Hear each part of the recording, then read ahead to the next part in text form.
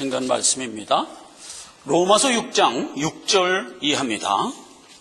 우리가 알거니와 우리 옛사람이 예수와 함께 십자가에 못 박힌 것은 죄의 몸이 멸하여 다시는 우리가 죄의 종로로 타지 아니하려 함이니 이는 죽은 자가 죄에서 벗어나 의롭다 하심을 얻었음이니라. 만일 우리가 그리스도와 함께 죽었으면 또한 그와 함께 살 줄을 믿노니 이는 그리스도께서 죽은 자 가운데서 사셨음에 다시 죽지 아니하시고 사망이 다시 그를 주장하지 못할 줄을 알미로라. 그의 죽으심은 죄에 대하여 단번에 죽으시며 그의 살으심은 하나님께 대하여 살으심이니 이와 같이 너희도 너희 자신을 죄에 대하여는 죽은 자요 그리스도 예수 안에서 하나님을 대하여는 산 자로 여길지어다. 그러므로 너희는 죄로 너희 죽을 몸에 왕노릇하지 못하게 하여 몸의 사역을 순종치 말고 또한 너희 지체를 불의의 병기로 죄에 들이지 말고 오직 너희 자신을 죽은 자 가운데서 다시 산 자와 같이 하나님께 드리며 너희 지체를 의의 병기로 하나님께 드리라. 죄가 너희를 주관치 못하리니 이는 너희가 법 아래 있지 아니하고 은혜 아래 있음이니라. 아멘. 주님의 부활절 예배로 하나님께 은혜를 받고자 합니다. 우리가 지금까지 2년 동안 사복음서를 다 살펴왔어요. 지난 시간에 마침 십자가 대속으로 죽으시는 장면을 우리가 대하게 됐어요. 그리고 오늘 부활절을 맞아서 부활에 대한 예배를 드릴 수 있도록 인도하셨어요. 참 절묘하게 맞았는데 이것도 하나님의 은혜다 생각하고 더 감사함으로 드리게 되었습니다. 오늘 이 부활을 얘기하면서도 본문 말씀에 그 얘기부터 시작하는 겁니다. 주께서 십자가에 죽으시고 사망에서 우리를 살리셨다 하는 얘기를 하고 그것이 8절 9절에는 우리에게 그대로 전가되었다 하는 얘기로 되어 있고요. 10절에 그의 죽으심은 죄에 대하여 단번에 죽으시며 그의 살으심은 하나님에 대하여 살으셨다라는 원칙이죠. 이게 원칙을 얘기해 주는 겁니다. 예수님의 부활이 무슨 의미가 있느냐 하는 것은 십자가 대속으로 죽으시고 살으시는 것으로 대속 제사가 완료됐다는 걸 의미하는 겁니다. 예수님이 십자가에 죽으시고 부활을 하지 않았다면 이런 이제 가정을 우리가 해볼 때 그것이 더 확실해져요. 그랬다면 대속 제사는 하나님께 연락되지 못하는 것이 되기 때문에 우리의 죄는 사하해지지가 않는 겁니다. 신약에 들어오면 고린도서에 아주 분명하게 이렇게 기록하고 있죠. 고린도서 15장은 부활장이죠. 12절부터 제가 빨리 읽겠습니다. 그리스도께서 죽은 자 가운데서 다시 살아나셨다 전파되었거늘 너희 중에서 어떤 이들은 어찌하여 죽은 자 가운데 부활이 없다 하느냐. 그리스도께서 만일 다시 살지 못하셨으면 우리의 전파하는 것도 헛것이요 또 너희의 믿음도 헛것이며 또 우리가 하나님의 거짓 증언으로 발견되리니 우리가 하나님이 그리스도를 다시 살리셨다고 증거하였습니다. 만일 죽은 자가 다시 사는 것이 없으면 하나님이 그리스도를 다시 살리시지 아니하셨으리라. 16절 만일 죽은 자가 다시 사는 것이 없으면 그리스도도 다시 사신 것이 없었을 것이요. 그리고 결론적으로 17절을 이렇게 얘기하는 겁니다. 만일 그리스도께서 다시 사신 것이 없으면 너희의 믿음도 헛되고 너희가 여전히 죄 가운데 있을 것이요 또한 그리스도 안에서 잠자는 자도 망하였으리니. 예수님이 십자가에 못 박혀 죽으시는 것으로 우리의 죄가 사해진 대속 사역이 된 거지만 생명으로 이어지기 위해서 예수님은 반드시 살으셔야 했다고요. 이 얘기는 구약의 제사 제도를 설명한 출애굽기 39장에도 그대로 전해졌다고 그랬잖아요. 그 얘기를 잠깐 얕게하면 이렇게 돼 있죠. 제사 제도를 성경이 정할 때 아론이 양의 피를 갖고 지성소에 들어가서 제사를 드릴 때 에봇을 입고 들어갔는데 그 에봇 밑엔 방울이 달렸다고 그랬어요. 그래서 이 방울 소리가 딸랑딸랑 나면 지성소 안에서 피 뿌리는 제사를 드리고 있고 그리고 방울 소리가 딸랑딸랑 나는 가운데 대제사장이 지성소에서 나와야 제사가 끝나는 거예요. 만약 나오지 못하는 경우가 생긴다 이거예요. 가끔 죽는 수가 있어요. 그러면 지성소 안에서 죽은 대제사장을 어떻게 죽었는지 아냐? 방울소리를 듣고 알래는 거죠. 방울소리가 딸랑딸랑 나면 살아서 지금 제사를 드리고 있는 거고, 어느 순간 방울소리가 안 나면 잠시 기다려보는 거야. 왜 안 나지? 계속 안 나. 그럼 죽은 거예요. 어떻게 하라고? 누구도 지성소에 들어갈 수가 없으니까 미리 몸에 끈을 묶고 들어갔다며요. 그 끈을 잡아다녀서 죽은 제사장을 수습하고, 그리고 새롭게 제사장을 성결하게 구별하여 다시 제사를 드려야 된다고요. 그래야 그 제사가 연납이 되는 거예요. 살아나와야 연납이 되는 거예요. 그때도 출애굽기 39장에도 대제사장이 피를 가지고 들어가서 피 뿌리는 예를 드리는 것으로 제사가 끝나는 게 아니라 그걸 뿌리고 지성소를 살아서 나와야 제사가 끝나는 거예요. 거기까지가 제사예요. 그러니까 오늘 예수 그리스도가 십자가에 못 박혀 죽으시고 부활을 함으로써 죄사함의 제사가 끝나는 거예요. 그 얘기를 여기 이렇게 10절에 하는 거예요. 그의 죽으심은 죄에 대하여 단번에 죽으시며 그의 살으심은 하나님께 대하여 살으심. 이게 묶여진 게 뭐다? 대속사역. 대속사역. 그렇죠? 그래서 이제 우리가 그 생명을 덧입게 되었습니다. 그것은 예수님이 우리에게 첫 열매로 보여주고 그걸 그대로 우리에게 어떻게 했다? 전가시켜주는 거죠. 믿는 자녀들에게 전가시켜줘요. 그 얘기가 이제 11절 이하에 있는 얘기예요. 그래서 우리도 예수 그리스도 죽을 때 함께 죽고 예수 그리스도 살 때 함께 살아. 오늘날 생명 가진 자가 돼요. 그 다음이 중요해요. 돼요 어떻게 한다? 성화 생활을 하게 한다. 성화 생활을 하게 한다. 그렇죠? 그렇게 하려고 예수님이 지금 부활을 하신 것이다. 이 말이에요. 자, 죽은 자가 살아난다는 것은 우리가 사는 세상의 육정으로는 도무지 믿을 수 없는 사건이에요. 그렇죠? 그건 인정하시죠? 그래서 이거는 영적으로라야 믿을 수 있는 사건입니다. 자, 그래서 성경은 예수님이 부활한 사실을 세상이 얼마나 못 믿는가 하는 것을 두 케이스로 우리에게 얘기해 줬어요. 첫째는 세상이 안 믿고, 또 하나는 음료, 거짓 교회도 있어요. 그러니까 예수님 당시에는 누구죠? 유대인의 회. 말이 유대인의 회지 사단의 회. 그렇죠? 그래서 그게 오늘날도 동일해요. 교계에는, 항상 종교계에는 거짓 교회가 있어요. 그래서 그 거짓 교회와 세상은 안 믿어요. 누가 또 안 믿냐? 구원받은 성도가 아직 애기면 못 믿어요. 요거 인정하셔야 돼요.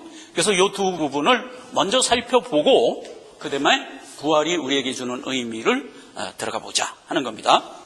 마태복음 27장 63절 이하를 제가 잠깐 읽겠습니다. 주여, 저 유혹하던 자가 살았을 때에 말하되 내가 사흘 후에 다시 살아나니라 한 것을 우리가 기억하노니 그러므로 분부하여 그 무덤을 사흘까지 굳게 지키게 하소서.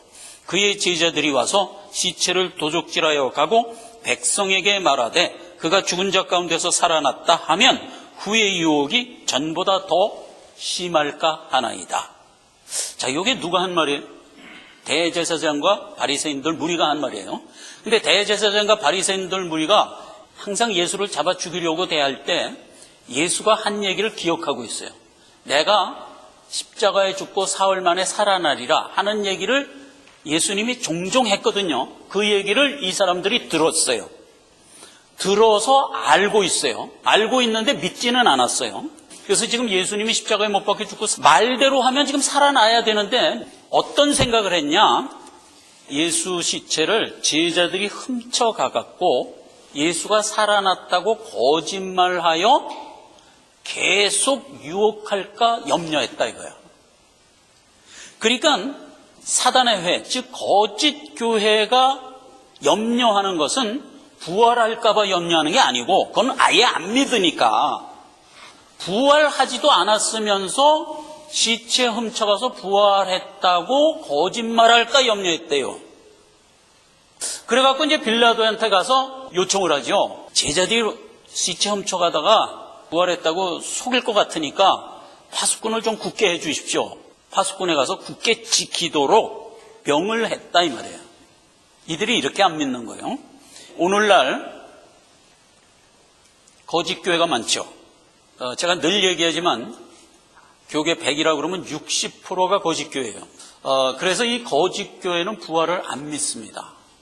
노예 가면은 원로 목사님들이 오세요. 아주 즐거운 마음으로 오시죠.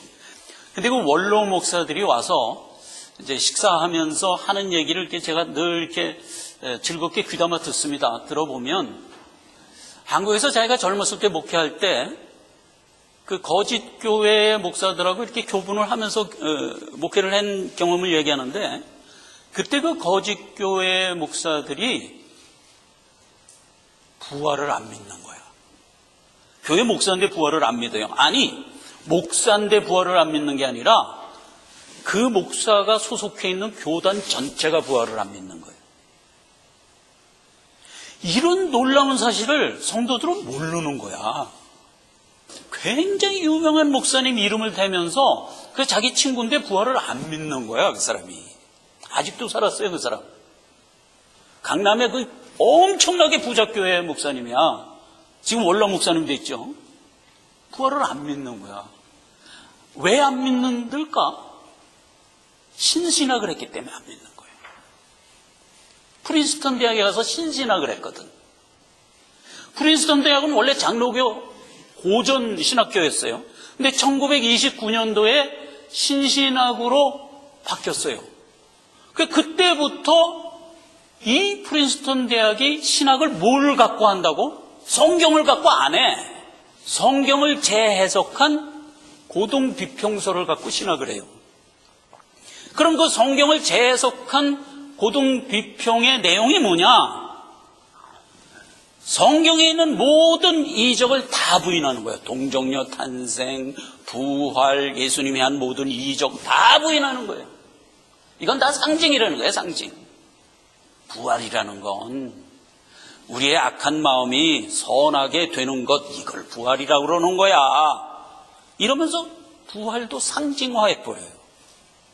그래서 교회 설교를 다 들어보면 아주 훌륭한 도덕 강의를 하는 거야. 도덕 강의. 사람이 사람답게 살아야지, 인간답게 살아야지 하는 쪽으로 계속 설교를 해요. 제가 누차 얘기하지만 도덕 강의를 들을 때 우리는 거부할 수가 없어요. 맞는 얘기잖아요. 사람이 사람답게 살자는데 그게 틀린 얘기예요. 맞는 얘기니까 거부할 수가 없는 거예요. 그리고 신학의 줄기를 모르는 대부분의 순진한 성도들은 좋은 말씀 들었네 하고 오도록 돼 있는 거예요. 그리고 평생 헛된 신앙생활하고 지옥 가는 거예요. 이게 가슴을 칠 일이죠. 마땅히 교회는 하나님이 주신 말씀, 그래서 하나님의 말씀을 증거해야지 도덕 강의를 증거하는 것이 아니라니까. 그런데 제가 누차 얘기하지만 교계의 60%는 지금 누가 점령하고 있어요? 이 신신학이 점령하고 있다고요. 그리고 이 신신학은 부활을 절대로 증거하지 않아요. 하는데 상징으로 해버려요. 여기 봤죠? 그 당시에 유대인의 실상은 뭐라? 사단의 회. 사단의 회는 절대로 부활을 못 믿는 거예요. 믿을 수가 없는 거예요. 이상한 게 아니에요. 당연한 거예요. 또 하나 세상이에요. 세상은 이제 교계가 아닌 일반 세상. 사도행전 26장 8절 이하인데 길기 때문에 제가 3절을 뽑아서 읽겠습니다. 8절, 26절, 24절. 당신들은 하나님이 죽은 사람 다시 살리심을 어찌하여 못 믿을 것으로 여기나이까?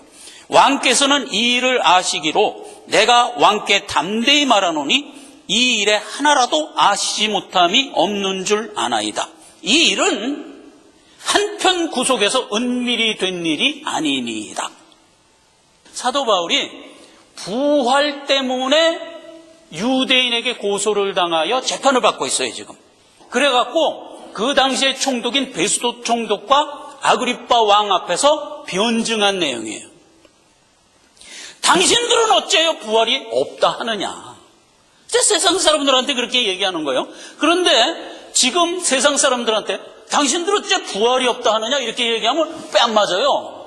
이놈이 미쳤나 그러고 뺨 때리지. 근데 그 당시에는 사도 바울이 이렇게 얘기할 만한 근거가 있었어요. 뭐냐면 그때가 언제냐면 예수님이 실제로 십자가에 못 박혀 죽으시고 부활한 지 20년밖에 안 됐던 때야. 그러니까 그때 있는 모든 기성세대는 그 예수님의 십자가 대속과 부활 사건을 다 귀로 듣고 아는 사람들이에요, 다. 그러니까 그 재판장에 있는 모든 재판관서부터 다 아는 사실이에요. 우리도 생각해 보세요. 우리가 이렇게 기성세대인데 20년 전의 일 다 알잖아요, 우리가. 그렇듯이 이때도 20년 전에 예수님이 십자가에 못 박혀 죽으시고 부활한 게 한평 구석에서 일어난 일이 아니라고. 온 유대가 정말 소동을 하면서 됐던 일이잖아요. 그러니까 왕이요, 당신이 그때 그거 다 들었지 않느냐. 베스도 각하요, 다 들었지 않느냐. 어찌하여 못 믿을 것으로 생각하냐. 지금도 그때 그 부활을 본 사람들이 대반이나 살아있다. 그리고 내가 바로 그걸 본 사람이다. 이러면서 이제 변증을 한 거죠. 그랬더니 세상이 어떻게 반응했어요? 제가 미쳤도다. 기가 막힐 노로 다니세요. 제가 미쳤도다. 그때도 그래요. 그게 못 믿는 거예요. 세상은 절대로 못 믿는 거예요. 자, 이 얘기는 성경이 원칙을 우리에게 이렇게 정하고 있어요. 고린도전서 2장 14절. 육에 속한 사람은 하나님의 성령의 일을 받지 아니하나니 저희에게는 미련하게 보임이요 또 깨닫지도 못하나니 이런 일은 영적으로라야 분별하느니라. 자, 얘기가 어려운 것 같은데 쉬운 얘기예요. 무슨 얘기냐면 이러한 일은 영적인 일이기 때문에 영으로 살리심을 받은 사람이 아니면 못 믿는 거예요. 여러분, 오늘날 우리는 영으로 살리심을 받아 하나님께로부터 구원받은 자들이에요. 우리만 믿을 수 있는 거예요. 이걸 먼저 감사하세요. 부활을 믿는 거 이거 우스운 거 아니에요. 세상에 지금 70억의 사람이 살고 있어요. 63억이 90% 이상이면 63억이 부활을 죽었다 깨도 못 믿어요. 우리는 믿는 거예요. 우리는 믿는 거예요. 왜? 하나님이 우리에게 영으로 살리심을 주셨기 때문에 믿는 거예요. 이걸 감사하자 하는 겁니다. 먼저. 자, 그래서 세상을 못 믿는다. 그런데 아까 제가 지금 구원을 받았지만 연약한 성도도 못 믿는다 그랬어요. 그런데 그 왜 못 믿냐면 여기 원칙 때문에 그래요. 육정으로는 못 믿는 게 부활이에요. 영적인 일이에요. 그런데 지금 막 구원을 얻어서 영이 살아난 자는 그 영이 뭘까? 애기. 영이 애기야, 아직. 그래서 살아가는 그 삶의 행태를 보면 아직도 육종의 삶을 살고 있어요. 구원을 받았음에도 살아가는 삶은 육종의 삶을 살고 있어요. 그런 상태에서는 부활을 진가민가하게 못 믿어요. 그런데 그 예를 어디서 볼 수 있냐? 이 당시의 제자들에게서 볼 수 있는 거예요. 이 당시의 제자들은 구원 얻은 지 1년 미만에 있는 사람들이야. 그렇죠. 물론 예수님하고 3년 쫓아다녔지만 예수님이 십자가 대속 끝내시고 이제 얼마 안 됐을 때 제자들이잖아요. 그러니까 이제 영이 살긴 살았는데 애기야, 애기. 왜 못 믿는다? 어린아이이기 때문에 육종이 아직 강하게 남아있어서 대원칙이 뭐예요? 육종으로는 못 믿는 거기 때문에 못 믿는 거예요. 그래서 제자들의 예를 잠깐 성경을 통해서 살펴봅시다. 지금 이 부활장을 마태, 마가, 누가, 요한에서 공이 기록하고 있어요. 거기에 제자들이 어떻게 못 믿는가를 한번 쭉 살펴보자고요. 마태복음 28장서부터 읽겠습니다. 1절에 보면 막달라 마리아가 향품을 갖고 예수님의 무덤을 찾아갑니다. 근데 이제 막달라 마리아는 걱정부터 하면서 찾아가지. 야, 그 큰 돌을 우리가 어떻게 굴려냈냐. 이제 걱정을 하면서 찾아가 봤는데, 딱 가보니까 무덤에 돌이 옮겨져 있는 거야. 가서 이제 2절에 보니까 돌 옮긴 천사가 돌 위에 뜨게 앉아 있는 거야. 근데 이제 막달라 마리아 그 사람이 동산직인 줄 아는 거라. 그런데 그 천사가 마리아한테 얘기하죠. 지금 예수님이 살아나셔서 갈릴리로 간다고 그랬다.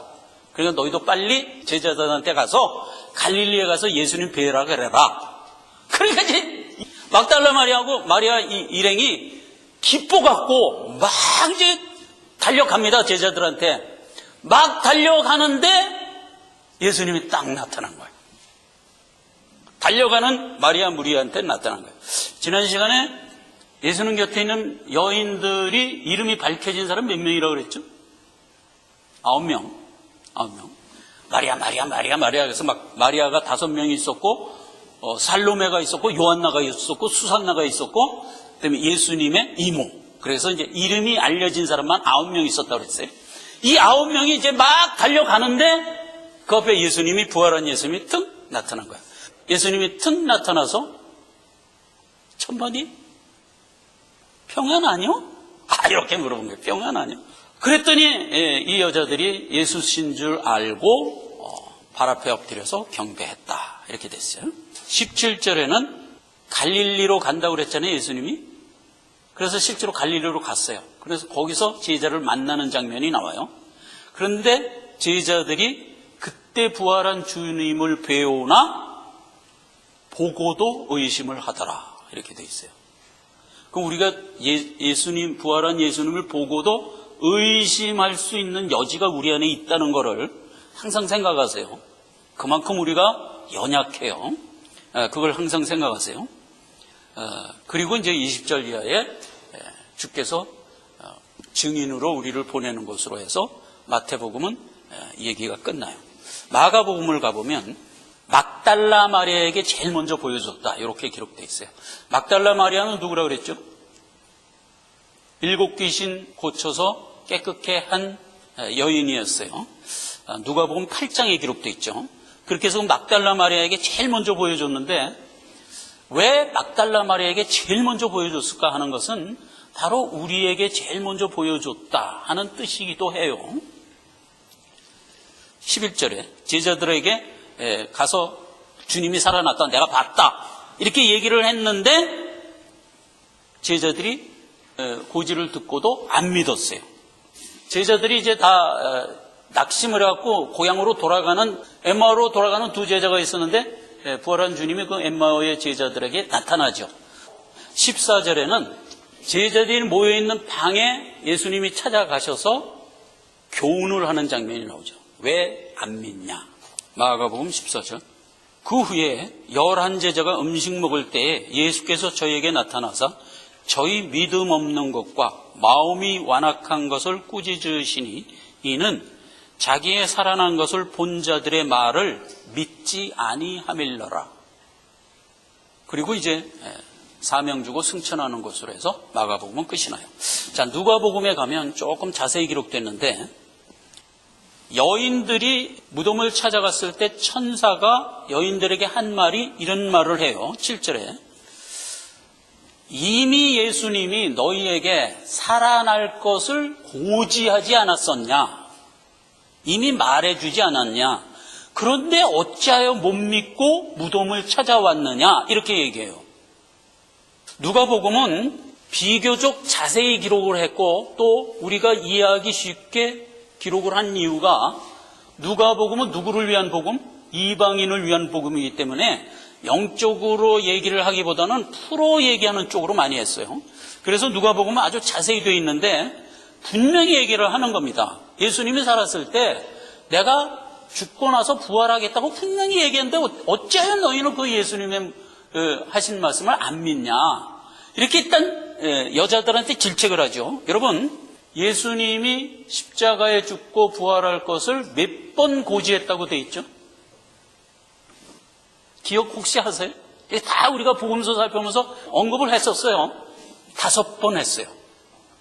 자, 그거는 제가 주보에 기록됐으니까 그걸 보면서 마태복음 16장 21절에 1차로 고지를 하는데 이때 갈릴리 사역은 3차 갈릴리 사역 하던 때입니다. 그때 오병이어, 칠병이어 사건 이후에 고지를 한번 했고요. 그때 비로소 처음으로 한 겁니다. 두 번째는 마태복음 17장 22절에 변호산에 영광 보여주시고 나서 내려오는 길에 또 한 번 고지를 합니다. 그 다음에 마태복음 20장 18절에는 세 번째로 고지를 하는데, 이때는 이제 후대 유기사역이라 거의 3년 공생애가 끝나갔을 즈음에 요단강가에 있는 베레아 지역에서 이렇게 고지를 또 한 번 했습니다. 그 다음에 이제 마태복음 26장 2절에는 네 번째로 고지를 했는데, 언제 했냐? 고난주간을 겪으면서 목요일, 6월절 잡수시는 중에 이 고지를 또 한 번 했어요. 그리고 마지막 다섯 번째 언제 했냐? 마태복음 26장 45절에 겟세마네 동산을 끝내시고 유다에 의하여 데려온 군속들에게 잡혀가죠. 그러니까 겟세마네 동산 기도 끝나고 유다한테 잡혀가기 바로 직전에 한 번 더 해요. 그러니까 예수님이 십자가에 못 박혀 죽으시고 부활할 거라는 얘기는 바로 어저께 얘기한 거예요. 어저께. 제자들 입장에서는 어저께 얘기한 거예요. 그랬는데 안 믿는 거예요. 그래서 이제 누가복음은 그 얘기를 여기 언급을 하는 겁니다. 왜 예수님이 여러 차례 내가 살아날 걸 얘기했는데 왜 안 믿냐? 이게 이제 누가복음 24장 7절에 기록되어 있는 얘기고요. 그 다음에 이제 8절에서 11절 사이에는 예수님을 본 여인들의 말을 제자들이 듣고도 안 믿었는데 그 안 믿었다는 말을 누가복음은 어떻게 기록했어요? 허탄하게 생각했더라. 이게 안 믿었다는 얘기보다 더 와닿죠? 야, 어떻게 죽은 자가 살아나냐? 이랬다는 얘기예요. 그 다음에 이제 엠마오의 두 제자에게 13절에 보면 나타나서 예수님 이제 신경질 난 거야. 그래갖고 이제 여기서 얘기를 합니다. 25, 26절. 자, 요거는 읽어봅시다. 25절. 가라사대 미련하고 선지자들의 말한 모든 것을 마음에 더디 믿는 자들이요. 그리스도가 이런 고난을 받고 자기 영광에 들어가야 할 것이 아니냐? 딱 일침을 가하고 다시 성경을 풀어서 쫙 설명해 줬어요. 그랬더니 어떻게 됐어요? 제자들이 듣고 나중에 고백하죠. 그때 예수님이 성경을 풀어서 우리에게 설명해 줄 때 그때 우리의 마음이 뜨겁지 아니하더냐. 비록 지금 영이 약해서 못 믿고 있지만 우리는 영이 살아났기 때문에 예수님이 하신 말씀은 끝내 우리에게 은혜로 오는 거예요. 끝까지 안 믿는 게 아니라 우리는 마침내 믿고야 마는 자들이에요. 여기서 이제 또 은혜를 받는 겁니다. 그리고 나서 이제 이 엠마오의 두 제자가 이제 불이 나게 이제 예루살렘으로 돌아가죠. 돌아가고 제자들을 이제 꺼이꺼이 하고 있는데 그 방에 모인 데 가서 야! 우리가 부활한 주님 만났어. 길거리에 만났어. 그때 주님이 우리에게 풀어 설명하는데 그냥 마음이 너무너무 뜨거워서 예수신 줄 알고 내가 지금 단걸음에 달려온 거야. 믿어야 돼, 믿어야 돼. 하면서 막 얘기했어요. 긴가민가 하고 있는 거야. 그때 예수님이 빵 하고 나타난 거야, 그 자리에. 팍 나타났으니까 이제 제자들이 전부 놀랬지. 왜 놀랬다고 기록되어 있어요? 영인 줄 아는 거야, 영. 귀신인 줄 아는 거야. 예수님이 놀라지 마라, 놀라지 마라. 영은 살과 뼈가 없으되 나는 있어. 일로 와, 만져봐. 다 만져보게 했어요. 그 제자들이 주섬주섬 와서 다 만져본 거야. 이거 있거든. 진짜 살아났단 말이야, 예수님이. 그래, 너무 기뻐갖고, 와, 진짜네. 기뻐서 믿었을까? 성경을 보세요.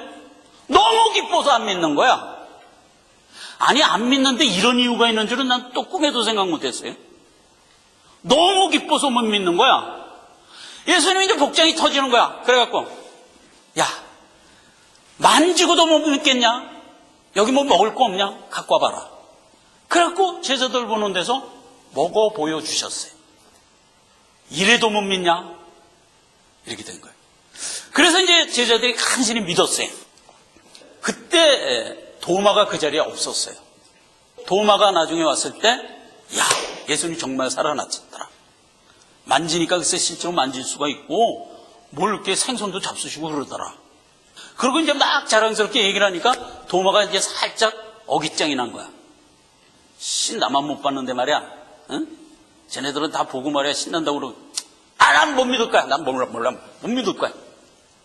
내가 예수님 십자가에 못자국에 손 놓고 보지 않고는 난 못 믿을 거야. 그럼 막 어깃장을 부렸어. 도마는 사실 믿고 싶었는데 자기만 못 본 게 너무 억울해갖고 그런 거야. 그래서 이제 예수님이 그 도마한테 탁 나타나요. 나타나서 그때 주신 말, 보고야 믿냐? 안 보고 믿는 게 원래 믿음의 정순이라. 이 원칙을 우리에게 주는 겁니다. 자, 여러분, 우리가 믿는 것은 우리가 앞으로 영원 천국에 가서 후사가 되어 있을 우리와 하나님이 역사하신 그 완성의 모습을 향하여 믿는 거예요. 여러분, 이거 아셔야 돼요. 우리가 지금 예수를 왜 믿죠? 영생 복락을 거기 가서 영원히 누릴 후사가 되어 있는 우리를 바라보면서 믿는 겁니다. 그래서 우리의 구원은 그때 가서 완전해지는 거죠. 지금은 일단 영을 살려서 이 길을 믿음으로 가게 하는데, 그래서 우리가 받을 이 소망, 참 소망은 거기에 가서 완성되는 것이 참 소망이죠. 그런데 보세요. 이 참 소망은 지금 우리가 눈으로 보고 만질 수가 없어요. 없어요. 소망으로만 받아 그걸 향하여 가는 거예요. 그래서 우리의 성화 생활은 필수적으로 믿음으로 가게 되어 있어요. 믿음으로만 가게 되어 있어요. 만지고 확인하여 가게 되어 있질 않아요. 그 얘기를 예수님이 원칙적으로 해주는 겁니다. 도마를 통해서. 일부러 도마 없을 때 자기를 다 보여서 믿게 하고, 일부러 도마로 하여금 어깃장을 부리게 해서 도마에게 이 교훈을 일부러 남기신 거예요. 일부러. 믿음이라는 것은 안 보고 믿는 거야, 이놈들아. 예수님이 주신 말씀만으로 믿는 게 정도야. 이 교훈을 딱 남기는 겁니다. 오늘날 우리는 하나님의 말씀만으로 믿는 겁니다. 물론 하나님은 우리의 성화 여정에서 우리가 연약하여 넘어지고 자빠지고 혹은 우리가 뚫고 갈 수 없는 벽에 막혔을 때 그것을 뚫고 나갈 수 있는 역사를 하세요. 그런 이적을 우리에게 허용하세요. 그것은 우리의 신앙의 본질이 아니에요.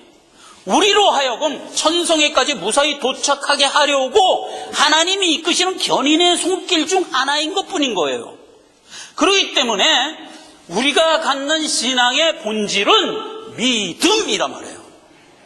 믿음은 하나님이 주신 말씀이란 말이에요. 거기에 부수적으로 우리에게 역사되는 각종 이적은 극약 처방이란 말이에요. 이건 본질이 아니고. 그러면 보세요. 대부분의 교계가 이 이적과 기적에 신앙의 고리를 떡 걸고 있다고요. 이게 뭐요? 이단. 그래서 여기서 우리가 또다시 믿음의 정도를 주님께로부터 받고 이 길을 하나님이 베푼 방법으로만 가는 자들이다 하는 은혜를 또 받는 겁니다. 지금 교계를 보세요. 알파코스, 무슨 신세대, 이름도 너무 많아. 거기 가보면 전부 이적에 그냥 코가 깨어갖고 질질질질 끌려가고 있어요. 이런 이단들을 보면서 우리가 얼마나 큰 하나님의 은혜 가운데 신앙생활을 하고 있는가 하는 것을 다시 한번 하나님께 감사하는 겁니다. 로마서 8장 24절, 우리가 소망으로 구원을 얻었으며 보이는 소망이 아니니 보는 것을 누가 바라리요? 만일 우리가 보지 못하는 것을 바라면 참음으로 기다리라. 예수님이 부활을 함으로써, 십자가 대속으로 죽고 부활을 함으로써 세상에 확증된 두 가지가 있어요. 자, 여기서 우리가 이제 정돈을 하자고요. 하나는 자기 백성, 즉 예수님의 구원받은 백성들은 생명으로 나오게 됐어요. 그것은 무엇 때문에 나오게 됐다? 예수님이 하신 대속사역 때문에 나오게 된 거예요. 그렇죠? 대속사역은 뭐라? 십자가에 죽고 부활. 이걸 묶어서 대속사역이라고 그래요. 십자가에 죽은 것만 대속사역이 아니라니까. 세상은 어떻게 되나? 자기 백성이 아닌 세상은 예수님이 십자가 대속으로 죽고 부활함으로 무엇이 확정되나? 진멸이 확정되는 거예요. 심판만 남은 거예요. 시편 68편 20절 이하만. 하나님은 우리에게 구원의 하나님이시라. 사실이죠. 구원의 하나님이시라. 사망에서 피함이 주 여호와께로 말미암았다. 너무나 당연한 얘기죠. 우리가 사망에서 생명으로 옮긴 게 누구 때문에 됐다? 주 여호와 때문에 되었다. 이렇게 하나가 확정되는 겁니다. 그리고 그 다음에 원수의 머리, 곧 그 죄가에 항상 행하는 자의 종수리는 하나님이 쳐서 파시리로다. 그러니까 행함으로 의롭다 하겠다고 주장하는 자들, 일컬어 불신자들. 불신자들은 심판만 남았다, 이 얘기예요. 그래서 예수님이 대속사역을 이루고 나자 세상에는 두 가지가 구별되는 겁니다. 하나는 구원, 하나는 심판. 우리는 하나님의 구원의 편에 구별됨을 받은 자들이다. 그 증거가 뭐죠? 예수님의 부활을 믿잖아요. 구원받지 못한 불신자는 죽었다 깨어나도 믿을 수 있다 없다? 없어요. 믿고 싶어도 못 믿어요. 우리는 믿잖아요. 믿는 게 움직일 수 없는 구원받았다는 증거예요. 예수님의 부활이 됨으로 말미암아 우리가 천성을 향하여 성화의 여정을 가게 되었다. 자, 그런데 이걸 믿고도 제자들이 그때 그걸 다 믿었어요. 예수님은 막 보여주고 책망을 하고 하면서 결국 믿게 했어요. 이제 성도 얘기하는 겁니다. 부활을 믿었으면 그 다음에 가야 할 길이 뭐라? 천성의 소망, 참 소망을 향하여 가라니까. 그렇게 돼야 돼요. 그런데 제자들이 천성의 소망으로 안 가. 이럴 수가 있을까? 있어요. 왜 그렇죠? 아직 약해서. 아직 한 단계를 더 배워야 되기 때문에. 그래서 이제 그것도 제자들을 통하여 우리에게 예로 남겨주는 겁니다. 예수님이 지금 부활했어요. 부활해갖고 40일 동안 우리에게 모든 교훈 다 했어. 그리고 나서 이제 감람산에 모여서, 자, 이제 나 정말 하늘나라로 간다. 이제 너희들 잘 천성의 소망을 향하여 오라. 분부하고 떠나가는 거야, 지금. 떠나가는 거야. 그래서 하늘로 이제 올라오기 직전인데 제자들이 그 올라가기 직전에 예수님한테 이렇게 묻습니다. 사도행전 1장 6절. 저희가 모였을 때 예수께 묻자와 가로되 주께서 이스라엘 나라를 회복하심이 이때이니까. 일골심 소망하던 다윗과 같은 강력한 왕국을 이룰 때가 이때이니까? 라고 물은 셈이잖아요. 그러니까 제자들은 지금 부활 소망을 어디에다 연결시키고 있어요? 세상에다 연결시키고 있잖아요. 세상에다 연결시키려는 생각이 제자들 마음속에 늘 있었어요. 언제도 그런 적이 한 번 있었죠? 예수님이 영광을 보여주니까 세상에다가 그 영광을 잡아두려고 한 때가 언제 한 번 더 있었는데 변화산 때 있었잖아요. 변화산 때 영광을 보여줬어. 그랬더니 베드로하고 요한하고 야고보가 뭐라 그랬어요? 주여 여기가 좋사오니 우리가 여기다 초막서에서 짓고 하나는 엘리야 하나는 주님 하나는 우리를 위하여 하사이다. 하늘에서 음성이 나죠. 이놈들 예수 말 듣고 쫓아가. 쓸데없는 소리 하지 말고. 그때도 그랬죠. 여기 또 그러는 거야. 예수님이 부활 승천하고 있어요. 우리에게 분부했어요. 그랬는데 주여, 그러니까 다윗처럼 강력한 왕국을 이룰 때가 지금이라는 뜻인가요? 이렇게 묻는 거야. 그러니까 우리가 부활 소망을 믿음으로 믿게 되었으면 마땅히 어디를 바라봐야 된다? 저기를 바라보고, 그리고 우리의 성화 생활을 힘차게 가야 된다. 여기까지를 오늘 부활이 우리에게 주는 모든 성경 말씀을 총칭해서 확증하고 우리가 이제 바른 신앙을 갖게 되는 것이다 하는 겁니다. 기도하겠습니다. 아버지 하나님 은혜를 감사드립니다. 오늘 부활주의를 맞아서 우리가 생명 갖고 마침내 산자가 되었다는 사실을 감사합니다. 우리의 참소망 천성을 향하여 나갈 때 더욱 힘차게 나가게 하옵소서. 보이는 세상에 소망을 두지 않게 하옵소서. 예수님의 이름으로 기도했습니다. 아멘.